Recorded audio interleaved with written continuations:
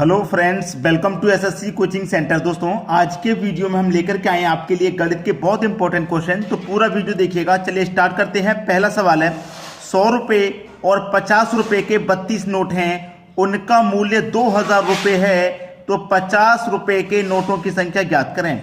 आपके पास जो नोट हैं वो 100 रुपये के हैं और 50 रुपये के हैं। आपसे कहा है कि 50 रुपये के नोटों की संख्या बताइए। 50 रुपए के नोटों की संख्या कितनी होगी पता नहीं है। जब नहीं पता तो आप उसे एक्स मान लेंगे। भाई मान लेंगे कि नहीं मान लेंगे? एक्स मान लेंगे। लेकिन आपको इतना पता है कि टोटल नोट जो है वो 32 हैं। 32 में से 50 रुपए के नोटों की संख्या मान ली हमने एक्स। अब जो बचे हुए नोट हैं 100 के, उसे हम क्या करेंगे? टोटल नोट में से 50 की संख्या माइनस कर देंगे। टोटल नोट हमारे पास 32 हैं, इसमें से 50 के नोट कितने हैं? एक्स हैं, तो हम एक्स को माइनस कर देंगे, तो हमारे पास जो बचेंगे वो 100 के नोट होंगे। टोटल नोट में से हमने 50 के नोटों की संख्या को माइनस कर दिया, तो हमारे पास 100 के नोट बचेंगे। तो 50 के नोटों की संख्या को एक्स माना था, तो हमने उसको कर दिया माइनस। अब इनका योग कितना होगा? 50 का मल्टीप्लाई एक्स से कर देंगे, तो 50x। 100 का मल्टीप्लाई 32 से कर दो तो 3200, माइनस 100 का मल्टीप्लाई एक्स से कर दो तो 100x।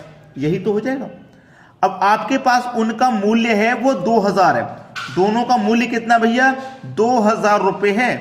तो आपसे पूछ रहा है नोटों की संख्या, 50 रुपए के नोटों की संख्या निकल के आ जाएगी आसानी से। देखिएगा कैसे निकल के आएगी, मैं आपको बताता हूं।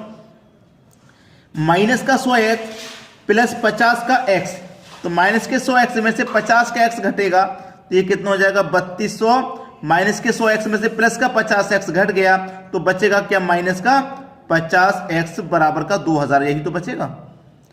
अब देखिएगा ये 2000 इधर आ जाएगा, प्लस का है, इधर आके माइनस का, तो 3200 2000 बराबर के इधर आएगा, तो माइनस का 2000 हो जाएगा बराबर, और ये माइनस का 50x इधर आके प्लस का 50x हो जाएगा। चलिए अब इधर लिख लेंगे 3200 माइनस का 2000 बराबर का 50x। अब 3200 में से 2000 को हम घटा देंगे, तो हमारे पास क्या बचेगा? 1250x। 0 से 0 कट गया, 5 से कटा दूंगा 120 को, तो 24 बार में ये कट जाएगा। देखिए कैसे, 5 दूने का 10, 2 बचेगा, ये 5 चौक 20, यानी कि 24 बार में कट जाएगा। तो हमारा x का मान कितना निकल के आ गया? 24। यही हो जाएगा प्रश्न का बिल्कुल सही जवाब। क्लियर है सभी को? चलिए अब देखेंगे अगला सवाल। अगला सवाल है, x का 35% y के 40% के बराबर है। कितना है? बराबर। जो x का मतलब क्या होता है? मल्टीप्लाई। 35% परसेंट का मतलब बटे में 100, वो y के का मतलब मल्टीप्लाई। 40% परसेंट का मतलब बटे में 100, कि क्या है? बराबर है, तो मैंने पहले ही बराबर में लिख दिया। तो 100 से 100 ये कट जाएगा, 5 सत्ते 35, 5 अट्ठे 40 हो जाएगा। एक्स वाई का अनुमान क्या होगा ये पूछ रहा है। तो देखिए इसको मैं सही फॉर्म में लिख लूं, x मल्टीप्लाई 7 बराबर का y मल्टीप्लाई 8। तो देखिएगा x के बटे में y आ जाएगा, ये y कहां जाएगा? x के बटे में बराबर से इधर आएगा, तो x के बटे में y, ठीक है, बराबर। इधर क्या बचा? 8। अब ये 7 इधर जाएगा, तो 8 के बटे में 7 आ जाएगा। तो x का मान कितना हो गया? 8 और y का मान 7। तो x अनुपात y पूछ रहा है, x का मान 8, y का 7। ये हो गया आपका सही जवाब। चलिए अब देखते हैं अगला सवाल। अगला सवाल है, किसी घन की भुजा 4 सेंटीमीटर है, तो घन का संपूर्ण पृष्ठीय क्षेत्रफल क्या होगा? देखिए घन का संपूर्ण पृष्ठीय क्षेत्रफल क्या होगा? ये जो मैं फॉर्मूले नोट कराता हूं, आप इनको तुरंत नोट कर लिया करें। तो घन का संपूर्ण पृष्ठीय क्षेत्रफल बराबर क्या होता है? 6 भुजा का स्क्वायर होता है। तो 6 भुजा कितनी दी गई है आपके पास? भुजा दी गई है भाई आपके पास 4 सेंटीमीटर, तो इसका मतलब 4 का स्क्वायर, 4 का स्क्वायर तो 16 हो जाएगा। अब 16 का पे 6 से कर दो, 16 6 96, यानी कि 96 सेंटीमीटर स्क्वायर। ये आपका सही जवाब है। ठीक है, चलिए अब देखते हैं अगला सवाल। अगला प्रश्न है, कोई धनराशि चक्रवृद्धि ब्याज के 2 वर्ष में 8820 तथा 3 वर्ष में 9261 रुपये हो जाती है। ब्याज की दर ज्ञात करें। देखिए 2 वर्ष में कितनी हो गई? 8820, और 3 वर्ष में हो गई 9261। तो 2 से 3 वर्ष उनमें 1 साल बढ़ गया, और एक साल में रुपया कितना बढ़ गया है, 8,820 से 9,261 हो गई। कितना रुपया बढ़ गया? आप कहेंगे सर 441 बढ़ गया। कितना बढ़ गया? 441 रुपये बढ़ रहा है। कितने पर बढ़ रहा है वो? 8,820 से बढ़ रहा है, 8,820। तो ये कॉस्ट प्राइस का काम करेगा, 8,820 पे बढ़ रहा है 441। और प्रतिशत के लिए क्या करते हैं, 100 से मल्टीप्लाई कर देते हैं, बस सवाल खत्म हो गया भाई। देखिए 0 से ये 0 कट जाएगा, 441 से 882 दो बार में कट जाएगा, और 2 से 10 कट जाएगा 5 बार में, यानी कि जो रेट रहेगा वो रहेगा 5% का। यही है आपके प्रश्न का बिल्कुल सही जवाब। समझ में आ गया? चलिए आप देखेंगे अगला सवाल। अगला सवाल है 4p प्लस 3q का whole square minus 4p minus 3q का होल स्क्वायर बराबर क्या? आप इसे ध्यान से देखेंगे तो ये क्या हो जाएगा, a प्लस बी का whole square minus a minus B का whole square. a plus B का whole square minus a minus B का होल स्क्वायर बन रहा है कि नहीं बन रहा? बिल्कुल बन रहा है।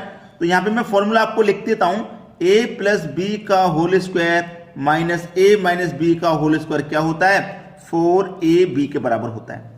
यानी कि a प्लस बी का whole square minus a minus B का होल स्क्वायर ये कितने के बराबर होता है, 4ab के बराबर होता है। तो हम क्या सॉल्व करेंगे, 4ab। तो 4 इंटू a का मान कितना है, a का मान है 4p, यानी कि 4p है। b का मान कितना है, b का मान है 3q, तो यहां लिखेंगे 3q। अब मल्टीप्लाई कर लो, 4 चौके 16, 16 त्रिका 48 हो जाएगा, 48 p और q। बस हो गया आपका आंसर। फॉर्मूले तो आपको याद करने हैं भाई, ये बात ध्यान रखना, फॉर्मूले तो आपको याद होने ही चाहिए, क्योंकि जो क्वेश्चन फॉर्मूला बेस होते हैं वो फॉर्मूले से आसानी से बन जाते हैं। चलिए अब देखते हैं अगला सवाल। अगला सवाल है किसी त्रिभुज की भुजाओं का अनुपात 3, 4, 5 है। 3, 4, 5 है भुजाओं का अनुपात, ठीक है, 3, 4, 5 है भुजाओं का अनुपात। परिमाप 36 सेंटीमीटर है, तो त्रिभुज का क्षेत्रफल ज्ञात करो। परिमाप कितना है भैया, 36 सेंटीमीटर। आपके पास योग है ना ये 36 का, तो अनुपात का योग कर लो, 3, 4, 7, 5 12। इस योग में अनुपात के योग से डिवाइड कर दो, 3 बार में 12 त्रिका 36, 3 बार में चला गया। 3 का पे 3 से करो 9, 4 से करो 12, 5 से करो 15 हो जाएगा। ठीक है, ये हो गया भाई 15 आपके पास। अब मैं आपको जैसे कि एक त्रिभुज बना के दिखा दूं, जैसे कि एक त्रिभुज बन गया, ठीक है, त्रिभुज बन गया ये। अब हमसे क्या पूछा है, त्रिभुज का क्षेत्रफल ज्ञात करें। तो देखिए त्रिभुज का क्षेत्रफल बराबर क्या होता है, 1/2 इंटू आधार इंटू ऊंचाई, ये होता है। ठीक है, यही तो होता है। अब यहां पे क्या है हमारे पास ये त्रिभुज हमने बना लिया है। तो इसमें देखिए ऊंचाई कितनी होगी, 9, आधार हो जाएगा बेस, और कर्ण हमारा कितना हो जाएगा, 15। ठीक है, अब त्रिभुज का क्षेत्रफल निकल के आ जाएगा 1/2, आधार कितना है हमारे पास 12, हाइट है 9, 2 से 12 कट जाएगा 6 बार में, 6 निम 54। आपका आंसर कितना आ गया, 54 सेंटीमीटर। बिल्कुल सही जवाब। आसानी से बन जाते हैं ये प्रश्न, परेशान मत होना इन प्रश्नों में कभी भी। अब चलिए अब देखेंगे अगला सवाल। अगला सवाल है मूलधन 12,500, दर 10%, समय 2 साल है, तो चक्रवृद्धि ब्याज ज्ञात करें। समय कितना है, 2 साल। देखिए भाई जब समय 2 साल रहे तो इसके लिए एक रेशियो ट्रिक होती है, 2:1। ये रेशियो ट्रिक है 2 साल का निकालने के लिए। ठीक है, आपके पास मूलधन कितना है 12,500, रेट कितना है 10%, तो 12,500 का 10% निकालो, परसेंट का मतलब बटे में 100, 0 से 0 गया, 0 से 0 कितना निकल गया है, 1250। तो 1250 को पहले वाले रेशियो के ऊपर रख दो, 1250 निकल के आया ना।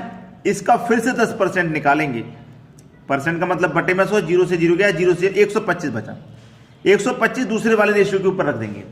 ऐसा जब तक निकालेंगे जब तक सभी रेशियो के ऊपर वैल्यू ना आ जाए।